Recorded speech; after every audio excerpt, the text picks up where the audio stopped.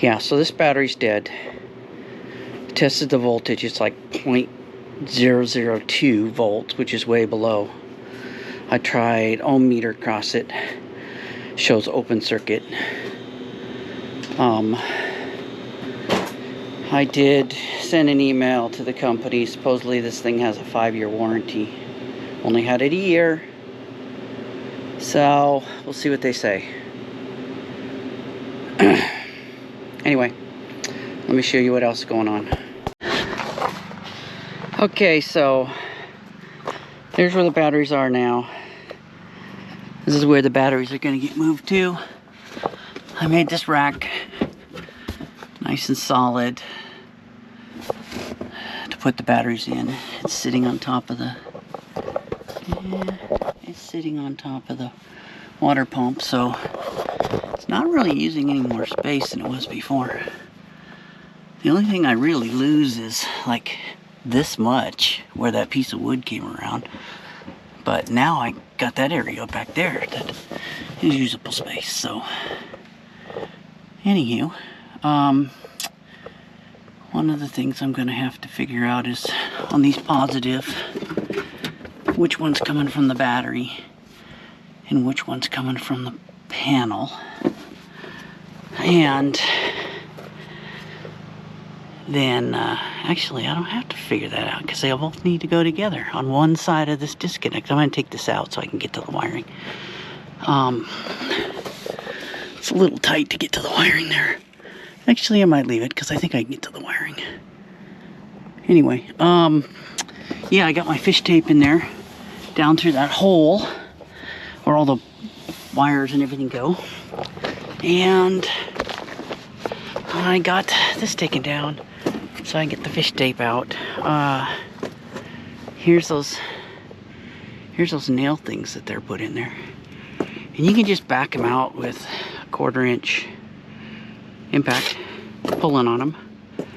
So there are some that are actually this size, actually screwed in. But that's what we're going to use that size to put them all back with. So I'm going to do a ground right in here somewhere. I may just bring it out here and drill it in there and ground it. I don't know. Or maybe I'll cut a chunk out and ground it. Maybe I'll cut this right here. Since it's already partially cut, maybe I'll put the ground right there. It's probably a good idea. Okay, so we gotta go make a battery cable. So that's next. So anyway. Okay, it's battery cable time. That's what I'm gonna use for my ground. And pre-drill, of course. And here's the lugs for my battery cable, flared kind. Here's my battery cable. I've got these ginormous crimpers, industrial strength, that are designed for both power lugs and flare. And so for a 6 gauge, which this is, we need die M and K. And it says 1 crimp. Okay, some of these are 2 crimps. Alright, so that's a flare. That's 6 gauge wire. We'll crimp it M and K right there. By the way, these work great for cutting bigger wire and stripping bigger wire. Run it around and you can cut the shielding. I've got these from back when I had a boat and did boat wiring. The wire I'm using is tinted, so it won't corrode. I've got heat shrink to put on, so it comes all the way up to the lug. It's heat shrinking tubing, and it should be adhesive lined. Again, marine grade. So heat gun for the heat shrink. So I'll come back when I got one end done because I got to use 2 hands. Okay, so that's what it looks like all done up in heat shrink. Here's what it looks like with just the crimp. And we'll slide this up and we'll heat it on. Okay.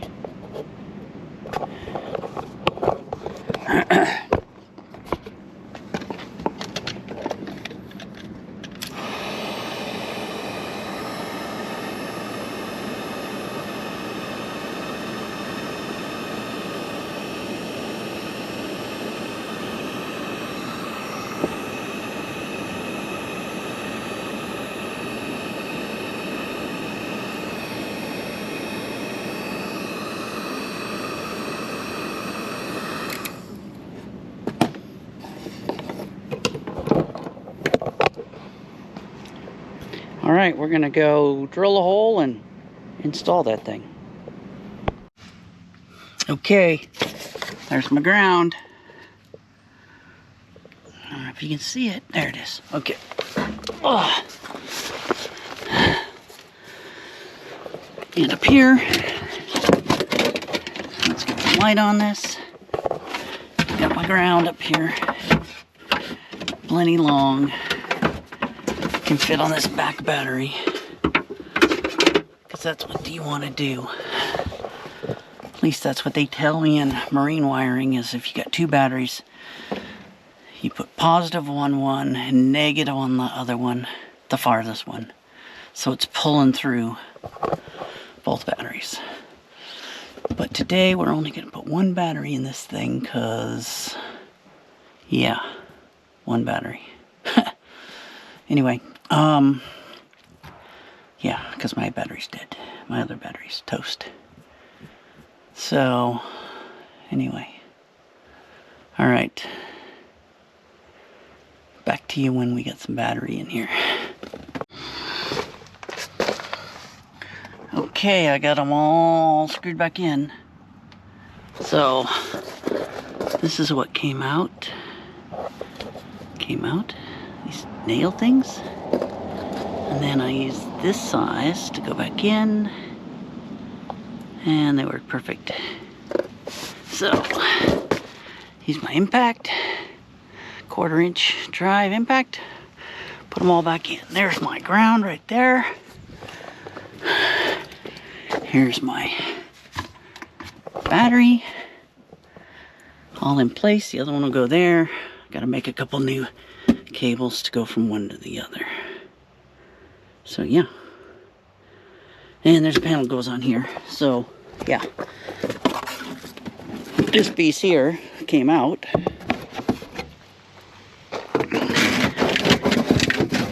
And it goes right here like this. Right here like this. Goes right here like this. Nice cover.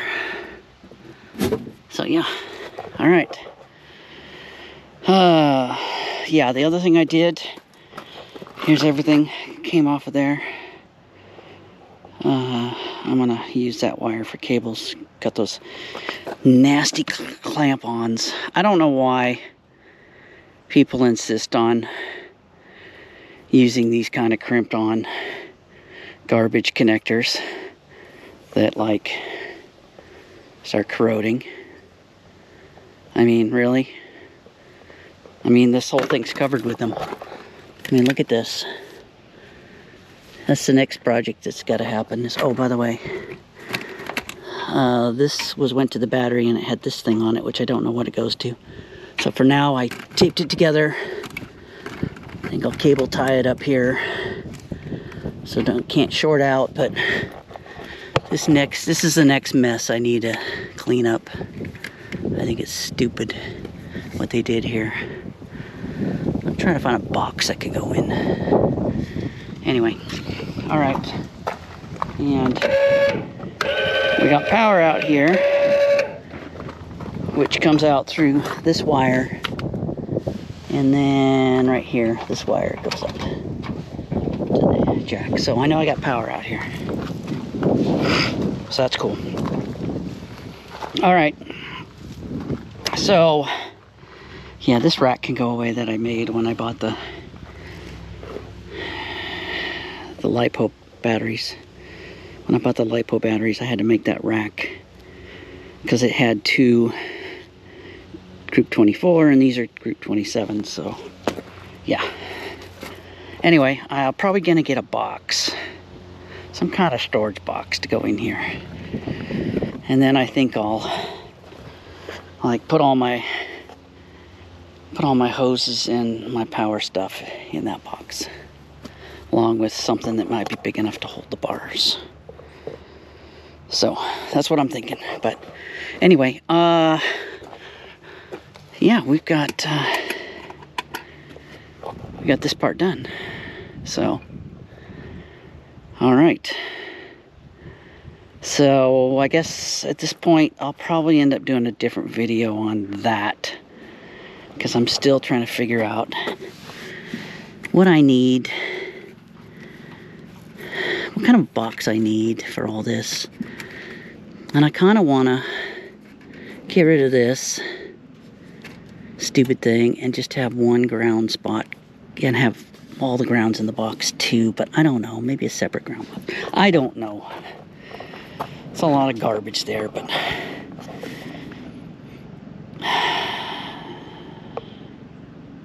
anyway,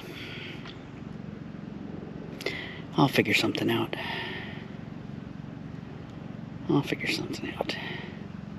But I'm thinking I need something that mounts here so I can get to it rather than there. So anyway, and of course I do have wire passing through. I think it's this one. It's the charge coming off the tow vehicle, which I kind of wish I had some kind of, you know,